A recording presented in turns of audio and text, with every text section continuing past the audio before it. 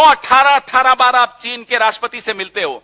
क्यों आप लाल शॉल ओढ़ के उनके आगे झुककर उनको सलाम करते हो? हम ये सवाल आपसे आज पूछना चाहते हैं। हम पूछना नहीं चाहते थे पहले, लेकिन आपके रवैया देखकर संसद में भी और संसद के बाहर भी आपका रवैया देखकर हम मजबूर होकर ये पूछ रहे हैं कि मजबूरी आपकी क्या है?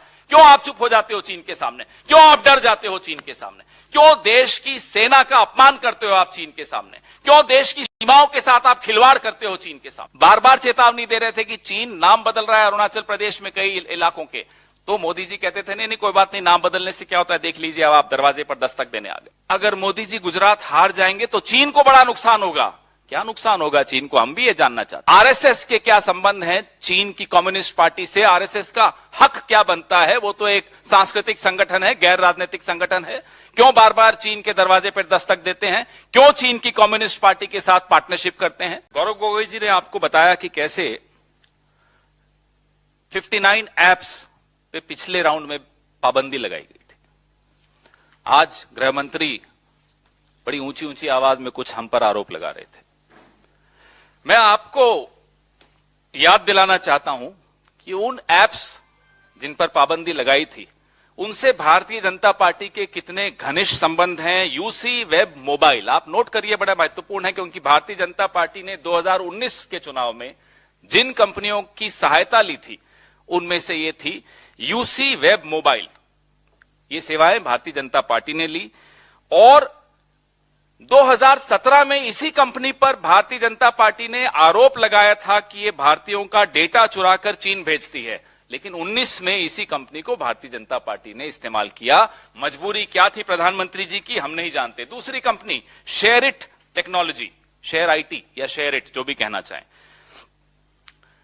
इसी कंपनी पर पाबंदी लगाई कि यह देश की संप्रभुता के लिए खतरा है। यही कंपनी भारतीय जनता पार्टी के चुनाव में पार्टनर बनकर भारत के चुनाव पर प्रभाव डालती है। हम भी पूरी रिसर्च करके बैठे हैं, गृह मंत्री जी को समझना चाहिए। हमारे राजीव गांधी फाउंडेशन के खाते पब्लिक डोमेन में हैं, सबके सामने हैं, कुछ छिपाने की बात नहीं है, सार्वजनिक हैं। आरएसएस के क्या संबंध हैं चीन की कम्युनिस्ट पार्टी से? आरएसएस का हक क्या बनता है? वो तो एक सांस्कृतिक संगठन है, गैर राजनीतिक संगठन है। क्यों बार बार चीन के दरवाजे पर दस्तक देते हैं? क्यों चीन की कम्युनिस्ट पार्टी के साथ पार्टनरशिप करते हैं? और जब भारतीय जनता पार्टी सत्ता में नहीं हो तब भी ये लोग मिलने जाते हैं। BJP legislators take lessons at school run by Communist Party of China. उनसे शिक्षित होने जाते थे। ये देख लीजिए साहब, ये है इनकी असलियत। एक फाउंडेशन है जिसमें विदेश मंत्री के सुपुत्र काम करते हैं, बड़े अच्छे पद पर काम करते हैं। चीन के दूतावास ने उस फाउंडेशन को पैसे दिए, लगातार दिए, 2016 से लेकर लगातार देते आ रहे हैं। हमने तो यह आरोप नहीं लगाया साहब कि क्या विदेश मंत्री के सुपुत्र उस फाउंडेशन में हैं इसलिए यह पैसा दिया जा रहा है। इसका क्विड प्रो को क्या है, हमने ऐसे कोई आरोप नहीं लगाया, वो भी पब्लिक डोमेन में है। राजीव गांधी फाउंडेशन को अगर कोई पैसा दिया, वो इकोनॉमिक टाइज को कैसे इंप्रूव करना है उसकी स्टडी के लिए दिया। और फाउंडेशंस पूरे विश्व से लगातार अलग अलग जगह से पैसे लेती हैं, सार्वजनिक पटल पे होता है वो। लेकिन इंडिया फाउंडेशन और विवेकानंद फाउंडेशन के चीन से क्या संबंध है उसका खुलासा कीजिए गृह मंत्री जी। अनुमति ले लीजिए दोवल साहब की, बताइए क्या संबंध है दोवल साहब के और उनके फाउंडेशन के चीन के साथ। और एक और बड़ा रोचक तथ्य है, भारतीय जनता पार्टी जब चीन की कम्युनिस्ट पार्टी से मिलने 14 लोग गए तो क्या तय हुआ? यह तय हुआ कि दोनों विश्व की सबसे बड़ी पॉलिटिकल पार्टीज हैं, इनका अलायंस होना चाहिए और एक ग्लोबल पॉलिटिकल पार्टीज अलायंस बनना चाहिए। हमने तो नहीं कहा साहब ने क्या एमओयू साइन करके आए, क्योंकि हमें समझ है, हम समझते हैं कि जब पॉलिटिकल पार्टीज मिलती हैं तो चर्चा करती हैं, लोकतंत्र पे चर्चा करती हैं। हम सीखने नहीं गए थे, आप तो सीखने चले गए साहब, हमें शिक्षित करो। Communist Party of China Bharatiya Janata party को शिक्षित करती है, बताइए इससे बड़ा रिश्ता क्या हो सकता है। और उदाहरण देते हैं, पीएम केयर फंड सार्वजनिक करिए। चीन की वो कौन कौन सी कंपनियां हैं जिन्होंने पीएम केयर फंड में पैसा दिया और क्यों दिया, बताइए। एक और महत्वपूर्ण कंपनी डोंगफैंग, बड़ा महत्वपूर्ण नाम है, याद रखिएगा। जब हमारी सरकार आएगी तो ये नाम रोज हेडलाइन में होगा, ये मैं आपको आज बता देता हूं। डोंगफैंग पे विश्व बैंक ने पाबंदी लगाई, यूरोप ने पाबंदी लगाई, पेंटागन ने पाबंदी लगाई। 2020 में जम्मू कश्मीर में स्मार्ट मीटर का कॉन्ट्रैक्ट डोंगफैंग को दे दिया हमारी सरकार ने। ब्लैकलिस्टेड कंपनी, चाइना की कंपनी। स्मार्ट मीटर का मतलब यह होता है कि जम्मू कश्मीर के तमाम नागरिकों का डेटा डोंगफैंग यानी कि चाइना के हाथ में आपने सुपुर्द कर दिया। बॉर्डर स्टेट जम्मू कश्मीर, डोंगफैंग से आपके क्या रिश्ते हैं, हम ये जानना चाहते हैं। क्या मजबूरी थी? विश्व बैंक ने पाबंदी लगाई, ब्लैकलिस्ट किया अमेरिका ने, ब्लैकलिस्ट किया यूरोप ने, और डोंगफैंग को एक महत्वपूर्ण बॉर्डर स्टेट का स्मार्ट मीटर का ठेका, माफ कीजिएगा, मोदी जी ने दिया। क्यों दिया? चलिए आइए गुजरात धौलेरा में चलते हैं, आपको ले चलते हैं।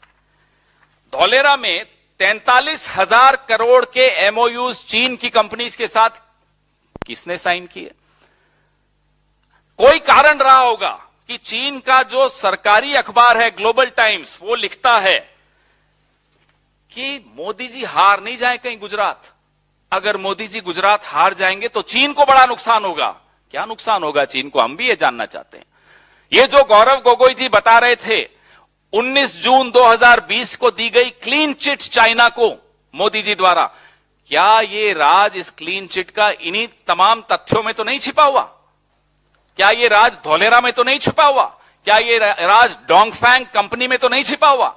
या उन कंपनियों में जिनका share IT technology, UC web mobile, Chinese companies जिन पर मोदी जी का चुनाव निर्भर करता है। हम देश की संप्रभुता, देश की सीमाओं के बारे में चिंतित हैं। 1962 में जब युद्ध हो रहा था चीन का, एक 36 वर्षीय सांसद जिसका नाम था अटल बिहारी वाजपेयी, चुनौती दी उन्होंने नेहरू जी को कि संसद का सत्र बुलाइए, हम डिबेट चाहते हैं। नेहरू जी भागे नहीं डिबेट से। डिबेट हुई।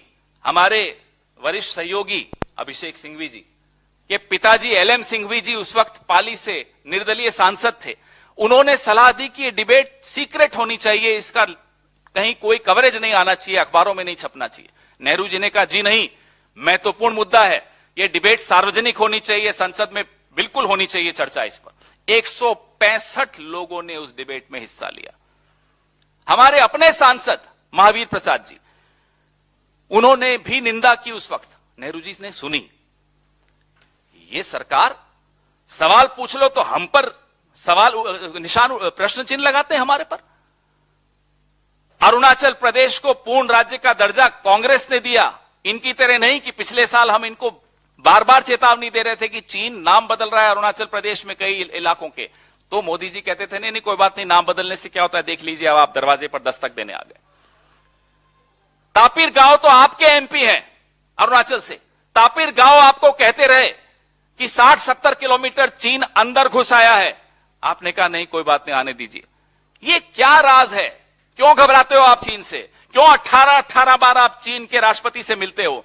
क्यों आप लाल शॉल ओढ़ के उनके आगे झुककर उनको सलाम करते हो? हम ये सवाल आपसे आज पूछना चाहते हैं। हम पूछना नहीं चाहते थे पहले, लेकिन आपके रवैया देखकर संसद में भी और संसद के बाहर भी आपका रवैया देखकर हम मजबूर होकर ये पूछ रहे हैं कि मजबूरी आपकी क्या है? क्यों आप चुप हो जाते हो चीन के सामने? क्यों आप डर जाते हो चीन के सामने? क्यों देश की सेना का अपमान करते हो आप चीन के सामने? क्यों देश की सीमाओं के साथ आप खिलवाड़ करते हो चीन के सामने? ये सवाल हम पूछेंगे और बार बार पूछेंगे। मिलत टाइम्स को आपकी जरूरत है, हमारी आप माली मदद करें।